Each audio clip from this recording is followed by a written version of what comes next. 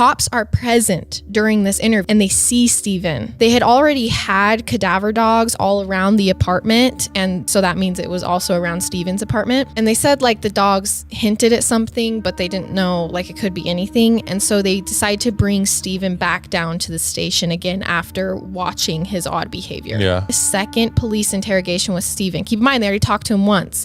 He was super helpful. He was talkative. He tells them all these things about her. They bring him in again. The second interview is one of the oddest, just like most goosebumpy interview interrogations I've ever watched. Police bring Steven in, and it appears as if he has gone into a catatonic state. He is not moving. He's barely answering questions. He's monotone. So he's shocked, basically. Yes, it looks like he's in shock. It's almost like he's not there. Keep in mind, his first interview earlier that day, he's chatty, he's helpful. You know Detective Patterson, right?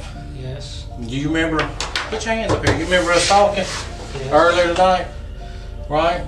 Yes. You remember me earlier in the day?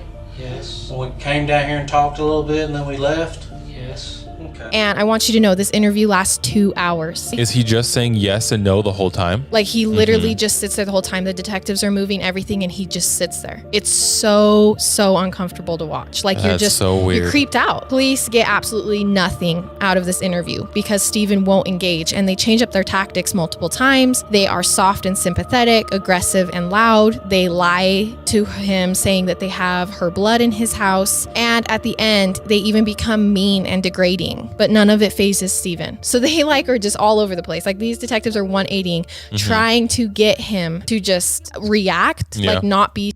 Basically, the interrogator decides to shift his tactic to an aggressive manner and do this thing that they are trained to do, which is to move closer to the suspect and kind of corner him in and then stare him down while they ask questions. Are they just trying to get him to react? Yes. Well, they're trying to get him to confess if he did this. And interrogators are told to stare the suspect down until the suspect is forced to look away because it's that uncomfortable. And this is to make the suspect feel like he's losing, even if he had been confident up to that point. To lose like a staring contest that isn't like announced, they just do it.